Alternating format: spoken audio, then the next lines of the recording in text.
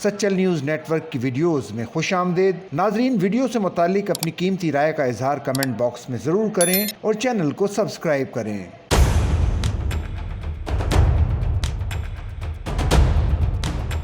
सदर मुमलिकत आसिफ अली जरदारी की peoples party Sindh के वर्कर्स और पार्टी क़यादत से बिलावल हाउस में मुलाकात। सदर जरदारी से कारकुनों और क़यादत की मुलाकात में अहम उमूर पर बातचीत हुई। मुलाकात में रुकन सिंध असम्बली और पीपल्स पार्टी वीमेन विंग की मरकजी सदर फरियाल तालपुर भी मौजूद थीं। मुलाकात में सूबे की मजमूई सियासी सूरत हाल और तरक्याती मनसूबों पर तबादला ख्याल किया गया। मुलाकात में सूबे में अवामी फलाही मनसूबों और दरपेश मसाइल पर भी गुफ्तगू हुई। सदर मुमलिकत ने हुकूमत को अवाम को दरपेश मसाइल और तरक्याती मंसूबे तरजीही बुनियादों पर हल करने की हिदायत की।